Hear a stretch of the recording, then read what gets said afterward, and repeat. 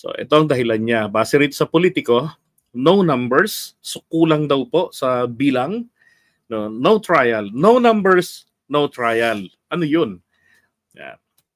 Kulang daw po dun sa numbers ng magko-convict kay Sara. Ibig sabihin, kulang yung mga anti-Duterte sa Senado.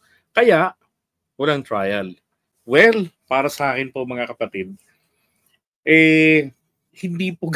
hindi ganun. Kasi ang impeachment, iba ito eh. Hindi ito katulad ng legislative matter.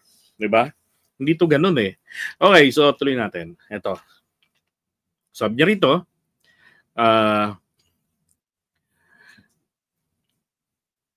impeachment trial against the Vice President Sara Duterte is unlikely to proceed as he cited. Ano yun? Legal uncertainties.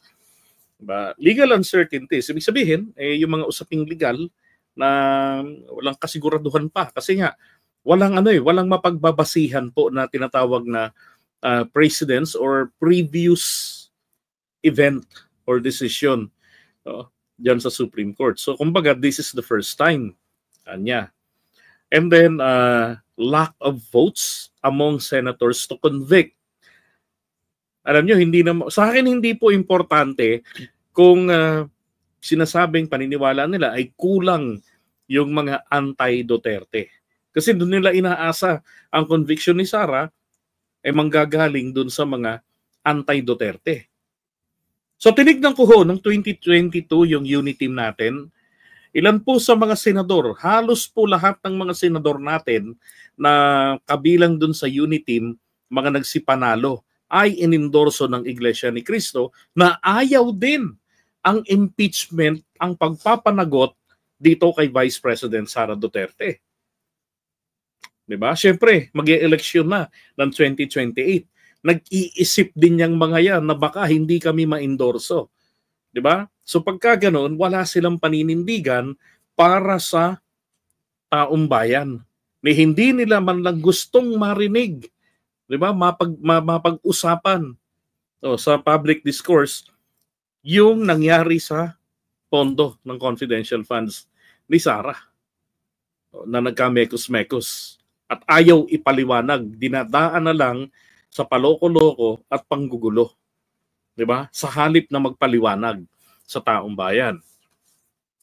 Ito pang isa, lack of political signals from President Ferdinand Marcos Jr. Ito rin naman po kasi, sorry again, ang isang problema rin dito ay ang mismong ating presidente. Bakit? Palagi niya kasing sinasabi na ayaw niya yung impeachment, hindi niya gusto.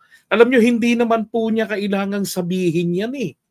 Hindi niya kailangang sabihin yan. Magkakaroon pa yan o magagamit pang dahilan niya ng mga kalaban ibig sabihin ng mga pro Sara, pro Duterte na dahilan na sabihin nila, aminin ko sa inyo, hindi ako magtataka kapag natuloy ang impeachment at magbaba ng judgment. Hindi ako magtataka na sabihin ng mga senador, ang boto ko ay no. Hindi dahil sa mga ebidensya. Dalhin yan sa korte. Kung may ebidensya talaga na matibay. Bumoto ako ng no dahil mismo ang salita ng Pangulong BBM ay hindi niya gusto ang impeachment para kay Sara. So ako personally, ganun din. Hindi ko din gusto ang impeachment. Sapagkat yan ay political activity. Kumbaga, pamumulitika. Ganon. Diba? So, i-quote pa siya. Kaya hindi sa akin, again, the president is not perfect. Diba? Walang perpekto. Sa akin lang kasi, nakikita ko hindi maganda yung epekto ng ginagawa ni PBBM na sinasabi niya pa yon. Pwedeng hindi naman niya sabihin yun eh. Diba? So, ngayon, sabi niya pa, mark my word, there will be no trial in my assessment. The impeachment complaint is there, but the trial, in my view, will never happen. So sa Tagalog, itaga nyo sa bato. Walang magaganap na lilitis. Sabi niya, sa aking palagay, walang magaganap ng paglilitis. Maniwala kayo sa akin, sabi niya. Sa palagay ko, walang magaganap ng paglilitis. Nandiyan ang impeachment, nandiyan ang impeachment complaint, pero on trial, palagay ko, hindi mangyayari. Uy, parang ang labo nun, ano? Kasi nandun yung impeachment complaint. Diba? Sabi nga ng Constitution, itong Senate dapat umakto agad rito forthwith. O no delay. Diba? Up and away. Ganon ang gusto mangyari ng Constitution natin. Kaya lang, ito pong si Chis Escudero may sariling dictionary. Ito pa. He said, this could result in a dismissal of the case on procedural grounds before any trial takes place. So, kung titignan nyo, magsisimula po mag-convene ang impeachment court this coming June 2. Yun ang gusto ni Chis Escudero. Diba? And then, magtatapos ang Congress ng katapusan ng Hunyo. Samantalang meron siyang pinalipas na halos 5 buwan o 4 na buwan pinalipas niya, na dapat sana sa mga oras na ito, magbababa na lamang sila ng desisyon. Tapos na dapat, o kaya nung bago mag-eleksyon, doon na sila magbababa ng desisyon. Diba?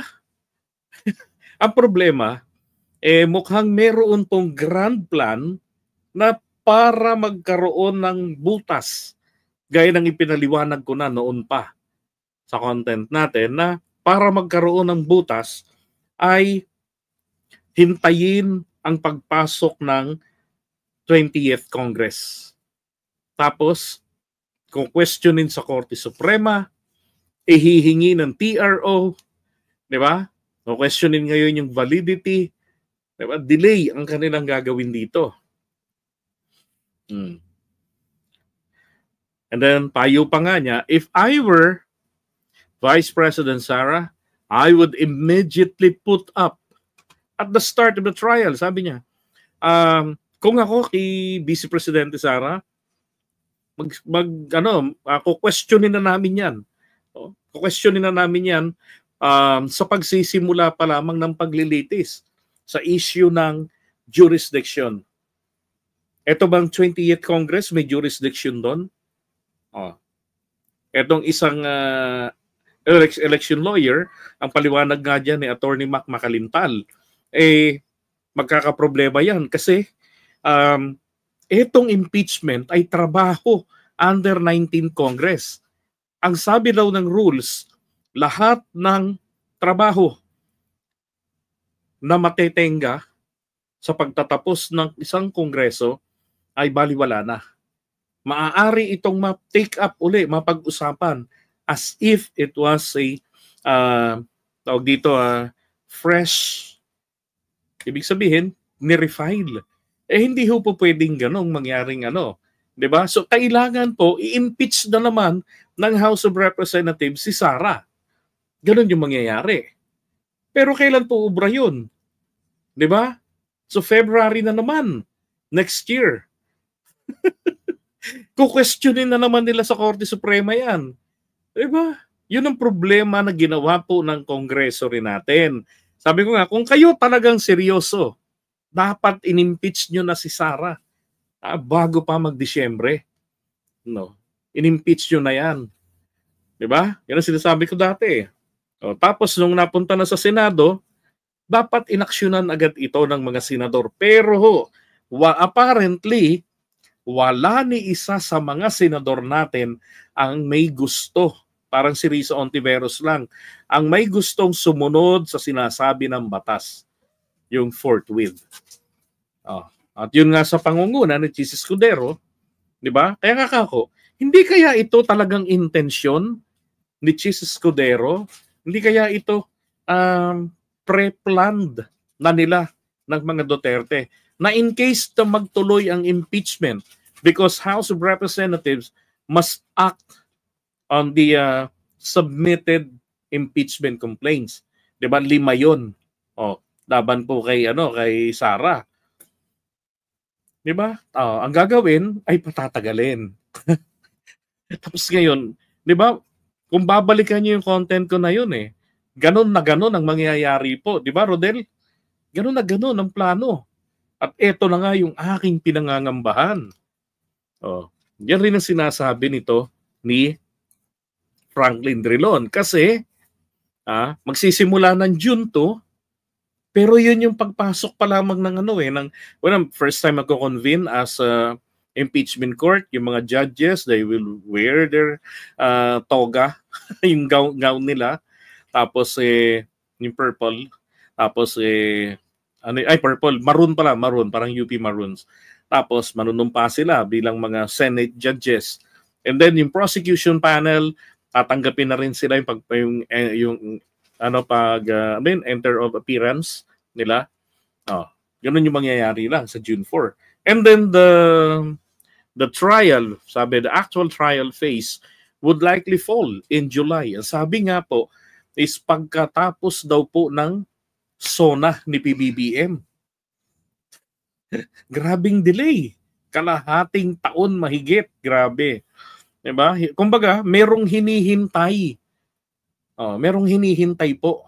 At yun din ang aking pinagtatakahan. Bakit sa kabila ng 17 million overvotes? Bakit kampante bigla ang lahat? 17 million mga kababayan.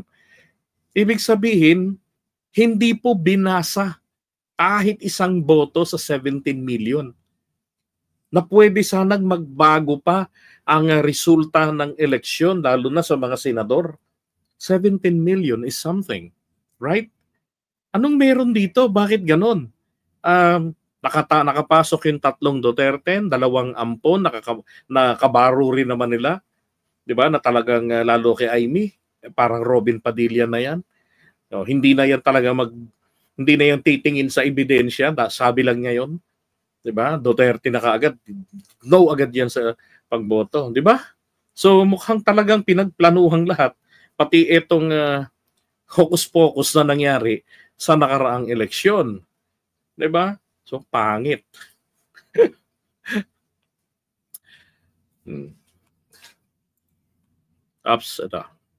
Ngayon,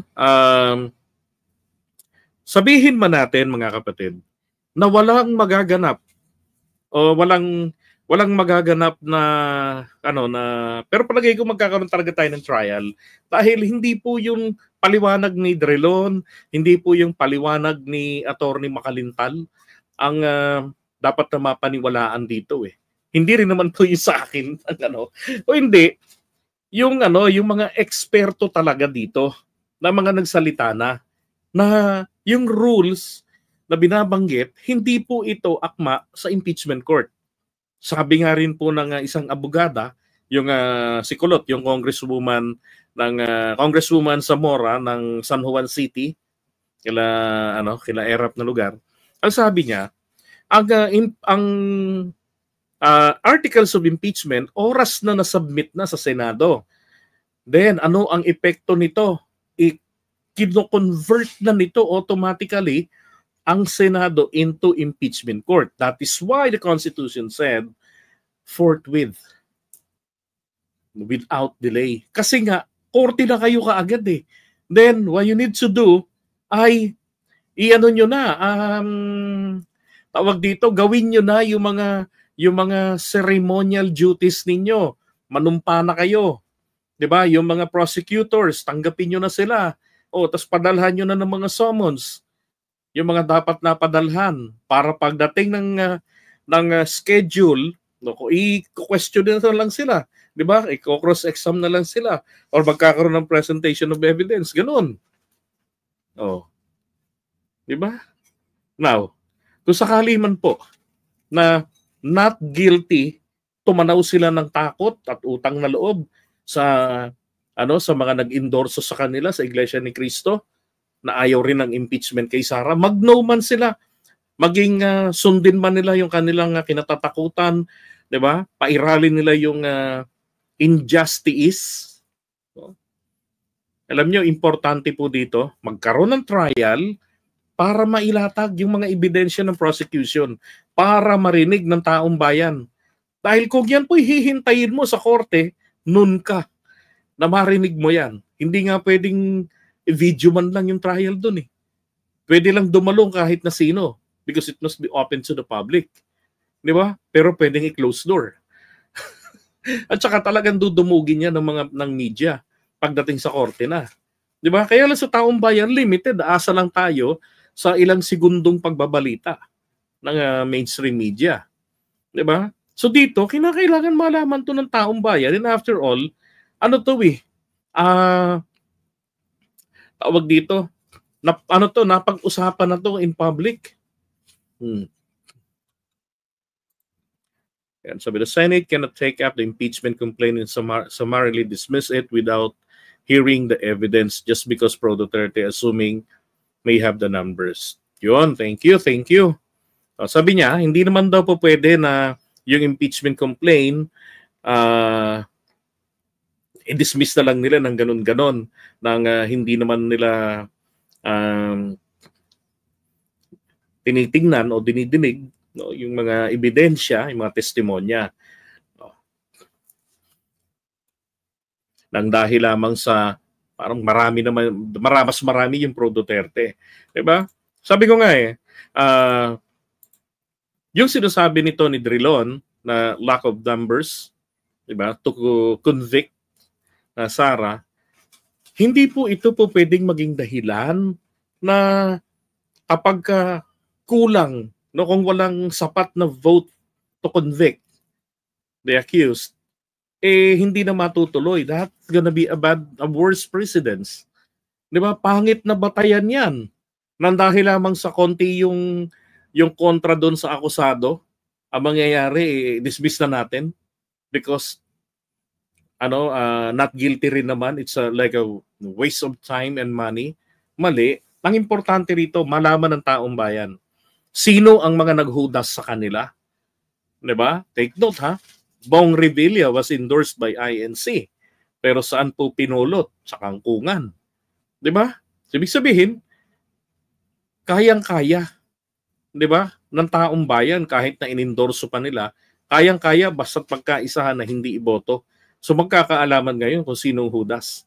Sino ang naghudas na hindi na hinayaan na mapakinggan, maipresenta ang mga ebidensya. So yung mga konsentidor, mapapanagot yan sa 2028. Yun ang importante dyan, lalo na yung mga bank accounts nila, di ba? Ang gawin nila dyan, dapat tapusin nila yan, then kung ayaw nilang i-convict, konsensya nila yan. Di ba? Risky yan para sa kanila. At sana hindi po makalimutan ng taong bayan. Putsakis. Baka mamaya, pagdating ng 2028, nakalimutan na natin. Diba? Na hindi nila pinairal ang rule of law. Hindi nila pinairal para sa bayan ang hustisya, ang justice. Bagkus ang ipinairal nila is justice. Diba?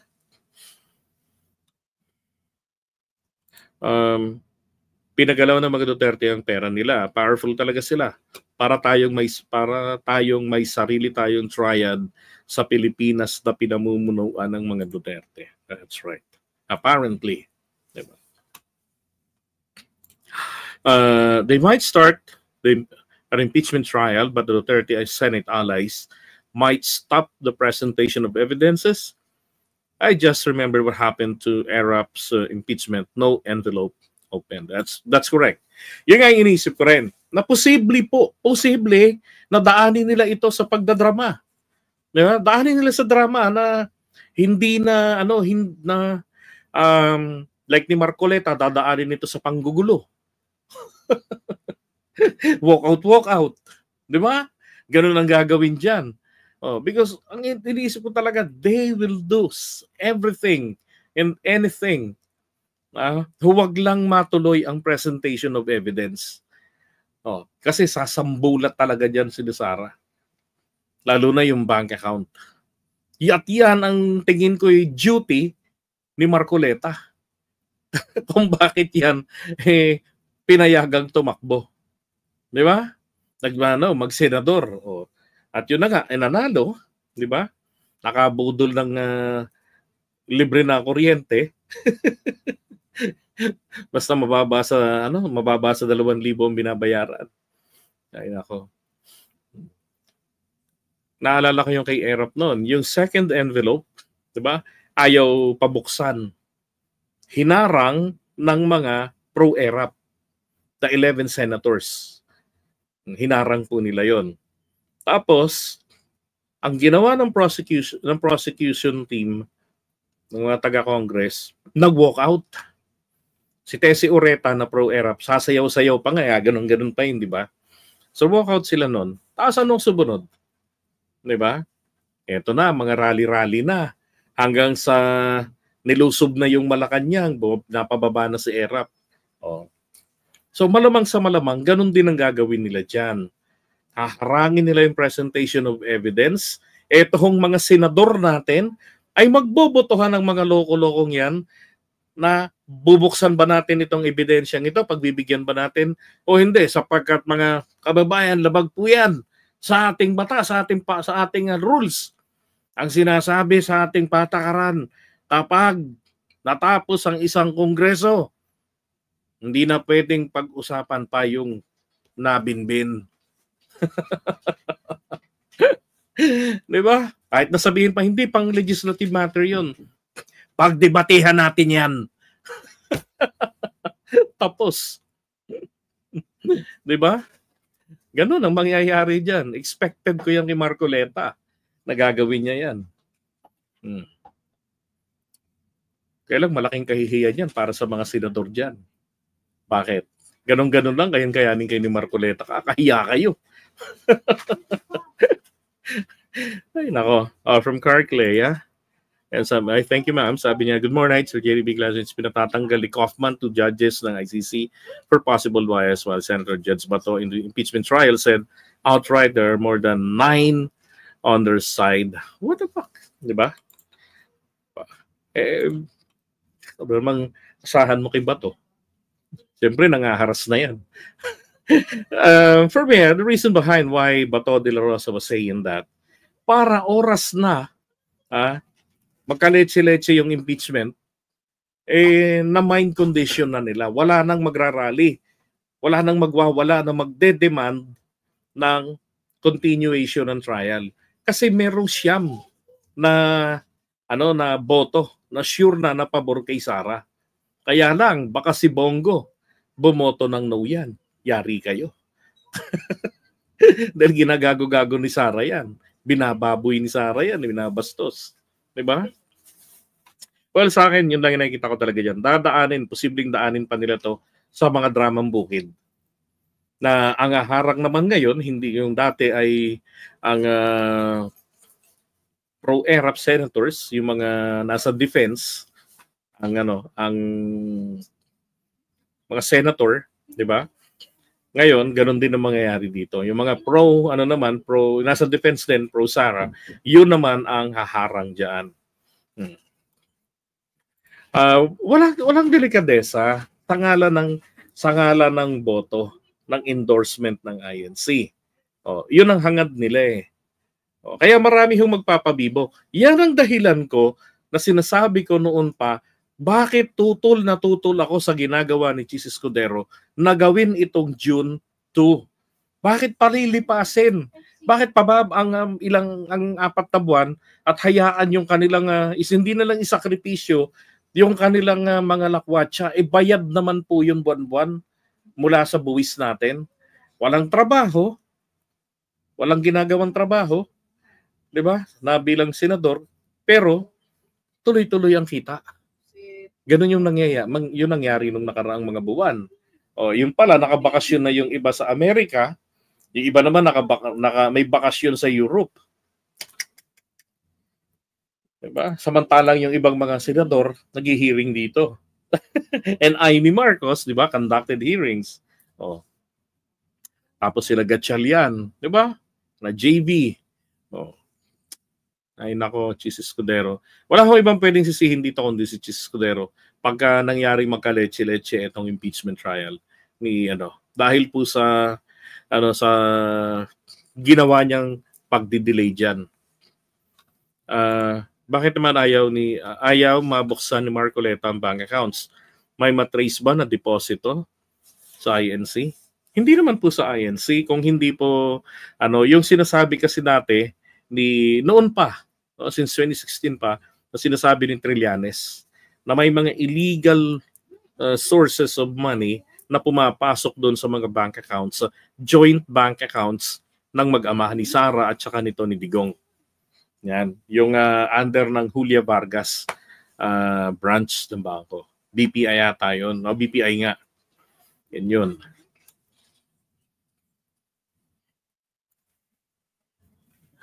Alright. Pero sa akin talaga, magkakaroon yan ng hearing. Yun lang, decision lang talaga, tsaka yung drama.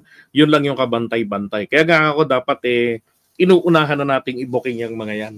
Di ba? Para tamaan naman ng konting kahihiyan. Alright.